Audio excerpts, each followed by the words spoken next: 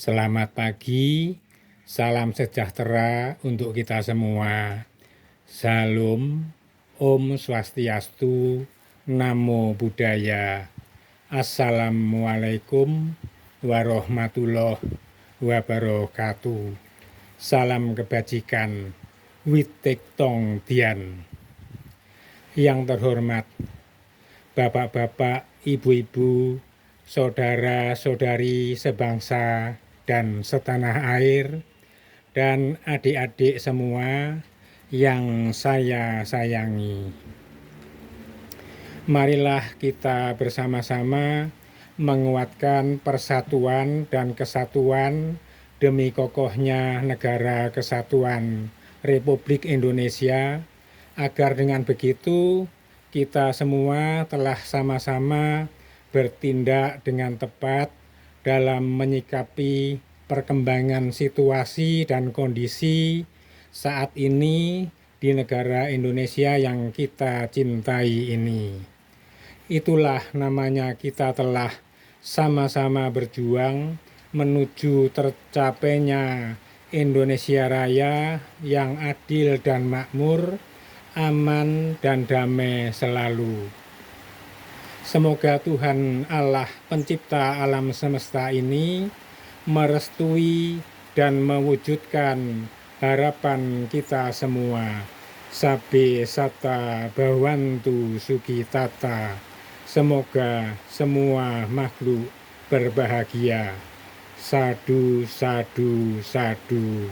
Semoga demikianlah adanya.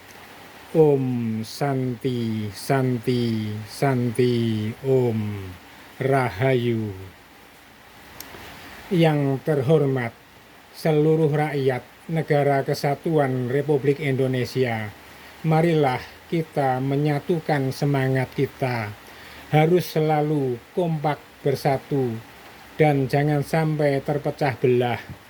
Kalaupun ada persoalan yang muncul di saat-saat yang semakin dekat dengan Pilpres ini, terutama sekali persoalan yang membakar emosi, mengadu domba, dan sejenisnya, maka kita semua wajib menahan diri dan tetap menjaga suasana kekeluargaan.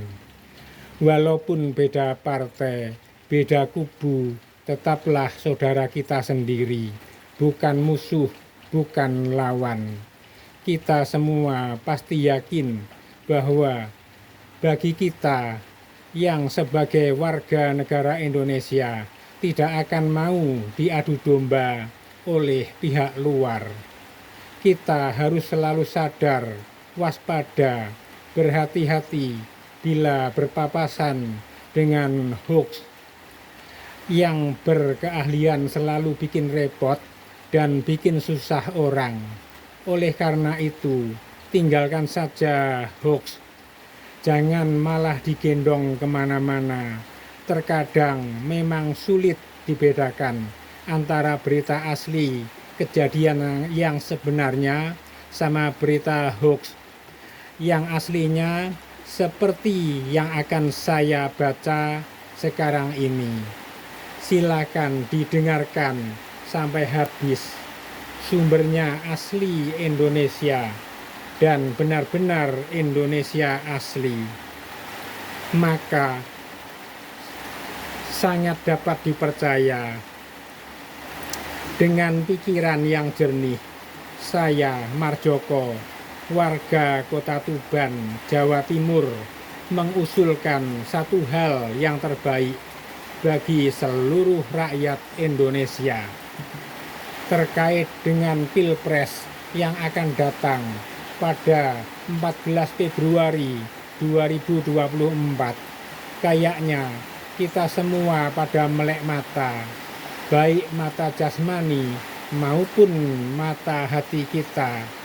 Karena itulah kita benar-benar paham dan mengerti sepenuhnya bahwa Bapak Joko Widodo adalah salah satu kepala negara yang mendunia.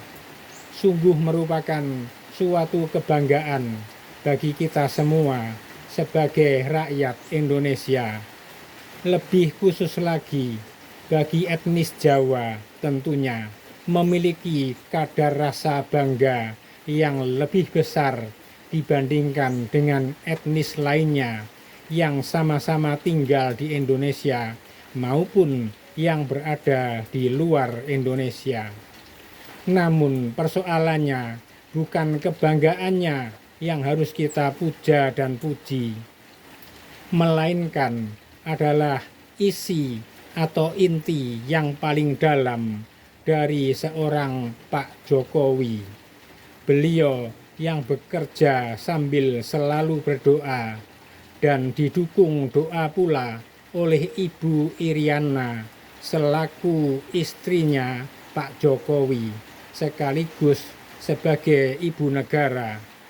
Itulah yang disebut ibadah yang sesungguhnya, dan ternyata amal ibadah beliau berdua diterima oleh Tuhan Yang Maha Esa, Allah Subhanahu wa Ta'ala.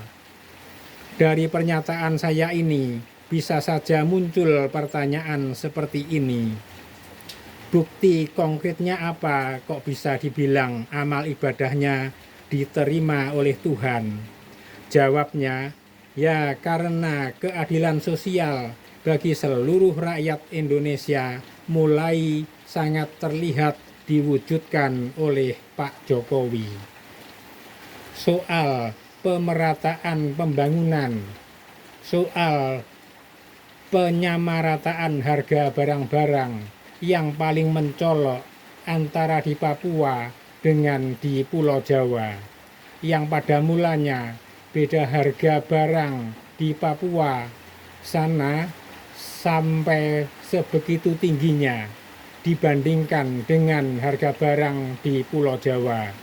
Dan soal penerapan aturan pengelolaan tambang milik negara Indonesia yang banyak dikuasai pemodal asing, telah diambil langkah-langkah sedemikian rupa dan dihilirisasikan oleh Pak Jokowi dengan tujuan demi kemakmuran seluruh rakyat Indonesia, biar rakyat Indonesia bisa menikmati kekayaan alam Indonesia dan bisa menutup dana yang dibutuhkan untuk pembangunan IKN, Ibu Kota Negara.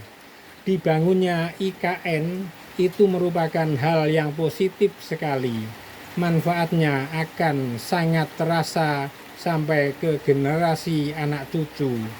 Sama halnya yang kita rasakan saat ini, bangunan Candi Borobudur yang diwariskan oleh leluhur kita di zaman keemasan Kerajaan Mojopahit dengan rajanya Prabu Hayam Wuruk, yang mana Candi Borobudur telah menjadi kebanggaan bangsa Indonesia karena dinominasikan sebagai salah satu dari 7 macam keajaiban dunia. Kayaknya dibangunnya IKN ini juga mengisyaratkan bahwa seluruh rakyat Indonesia akan segera memasuki gerbang kejayaan Indonesia Raya. Sedangkan kunci untuk membuka gerbang tersebut ada pada Presiden Jokowi dan bukan di tangan orang lain, siapapun mereka. Karena Pak Jokowi memang adalah perintis kesuksesan bangsa Indonesia yang tidak bisa digantikan oleh siapapun untuk bisa mencapai tujuan dimaksud. Seperti orang menerima wahyu tidak bisa diwakilkan pada siapapun. Maka dari itu kita sebagai rakyat Indonesia perlu sekali mendukung kembali Bapak Insinyur Joko Widodo untuk melanjutkan kinerja dan karirnya menjadi Presiden Indonesia untuk periode yang ketiga kalinya. Bahkan apabila jumlah mayoritas rakyat dari seluruh Indonesia telah menyatakan setuju, ya tidak perlu diadakan pemilihan presiden lah. Karena sudah jelas kalau digelar pesta demokrasi pilihan presiden, pasti Pak Jokowi yang menang.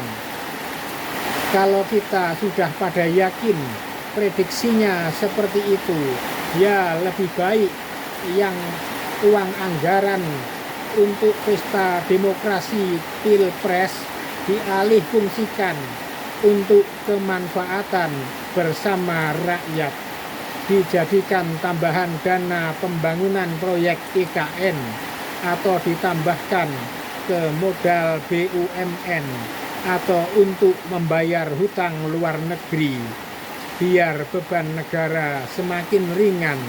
Jadi yang ada nanti cuma pesta demokrasi pilkada dan pileg saja. Tentang sosok Pak Jokowi, saya tidak bisa membacanya secara langsung dengan kekuatan supranatural misalnya, tapi saya telah berhasil mengetahui dengan cara menghitung menggunakan cap jisyo atau buku primbon Jawa, dan buku primbon Jawa juga maksud saya begitu. Ternyata luar biasa sekali hasil hitungannya, sangat menakjubkan. Tentang dirinya Pak Jokowi itu sangat cocok sekali apabila menjadi pemimpin NKRI. Bumi Nusantara kita yang biasa disebut juga Ibu Pertiwi sangat berjodoh dengan Bapak Jokowi. Bumi yang di dalam bahasa otak-atik versi bahasa Jawanya adalah bumi sama dengan Ibu Mami. Ibu Mami telah bertemu dengan jodohnya yang paling tepat, paling cocok, yaitu Bapak atau Papi Jokowi. Sebelum bertemu dengan Pak Jokowi, Ibu Pertiwi itu susahnya setengah mati. Setiap hari air matanya berlinang karena selalu terkenang pada emas dan tambang-tambang lainnya yang hanya dinikmati oleh orang-orang asing bermodal besar. Padahal mestinya seluruh rakyat Indonesia yang merupakan anak-anaknya Ibu Pertiwi yang berhak menikmati. Tetapi semenjak bertemu dengan Pak Jokowi sebagai jodohnya yang arif dan bijaksana, Ibu Pertiwi terlihat bahagia sekali.